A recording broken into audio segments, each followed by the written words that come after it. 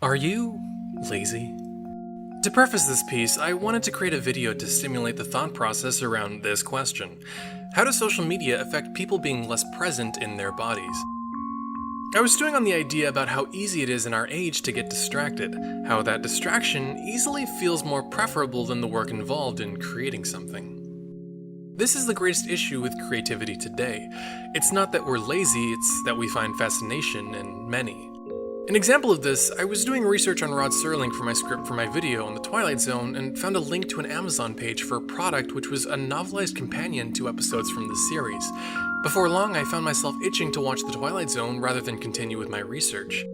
In my head, I knew that this would lead to me binging away the rest of my daily energy into as many episodes as I could, but in my heart, I knew I'd just turned my back on creating, yet again. And it adds to this feeling that I think many an artist know well, the ache of letting an idea go on unwritten. It's a creative guilt that I feel builds up over time the longer an artist goes on without creating something new, and each time another opportunity to create escapes them. This very piece is a spawn of this realization, the urgency to write, right now. I'm watching an interview with Rod Serling. Actually, I spent the last hour and a half or so watching interviews and talks with him, and I found myself constantly pausing to quickly look up certain words that he uses in his rather elevated syntax. The very idea that I am able to do that, pause what I'm doing, use a hotkey to open up a temporary tab, and in the time frame of just a few seconds and a few taps of some buttons, learn the meaning of a word or a phrase that I did not know as well before, then jump back into what I was doing with this new context into what I'm watching. It's truly a fascinating thing that I think the creatives and legends of time since past would marvel in. One would think that with such knowledge literally at our fingertips like never before, it would be easier to create. In some ironic way, I feel it's not.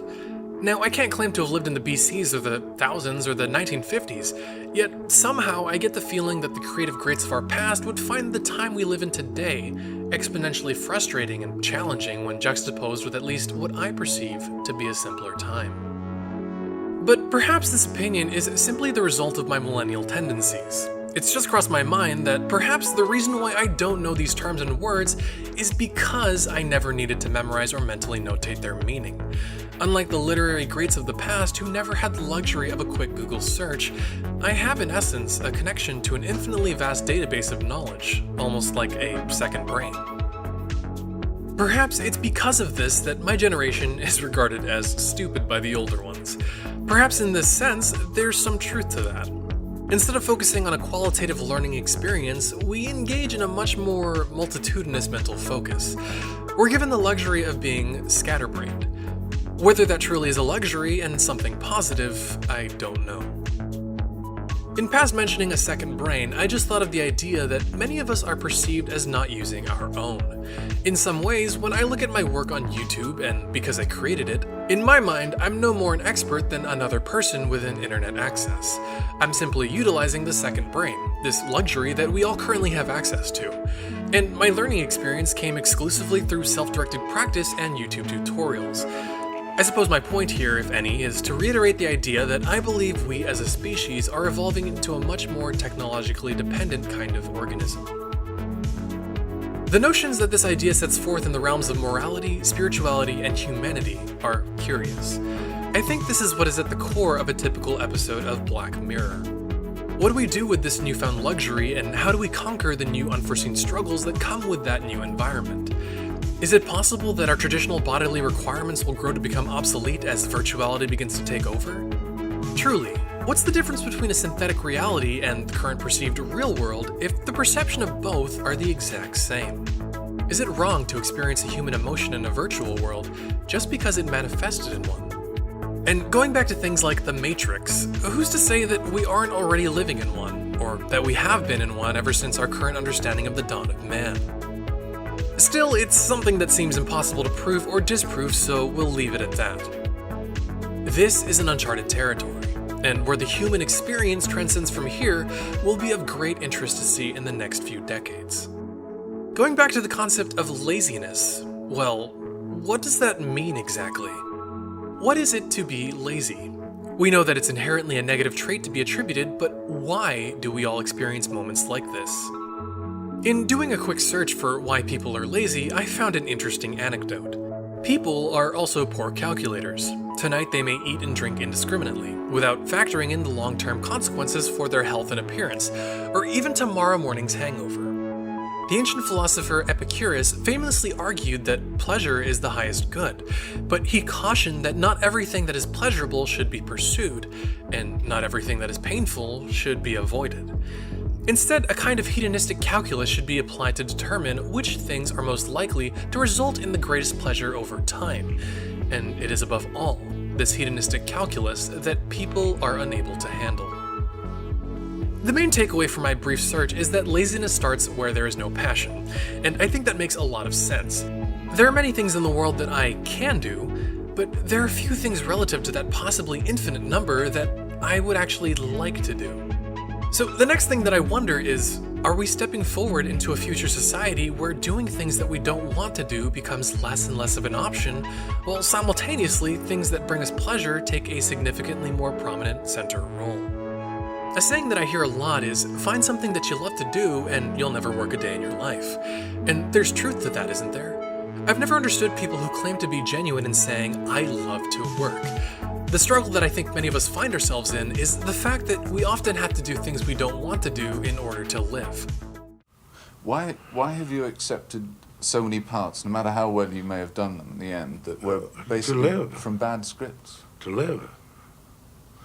I have to live in the, if you're going to try to finance movies and live, you have to earn your money somehow.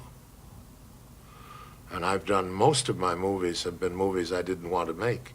So again, I wonder, in a future where our consciousness is uploaded to a virtual world that we can perfect infinitely to our own personal likings, where our real bodies take a back seat and serve as contributing batteries to the planet, or don't exist at all if you want to go that route, are we stepping into an age where these past ideas of the importance of discipline, for instance, become archaic? And yet another question this brings, what does that mean for our humanity? If we can create our own personal heavens, would we appreciate them? How would the human experience as we know it be affected by infinite gratification? Would we find ourselves in a place where we begin to crave pain and suffering simply because it's something to feel that isn't pleasure, where we could program our virtual worlds to be just like the broken reality we know today? Is that something we've already done? A quick search on the objective definition of laziness says that laziness is the quality of being unwilling to work, or use energy, or simply idleness. Combining this with the ever-expanding luxuries of our technological advancements, it just seems more practical to be lazy.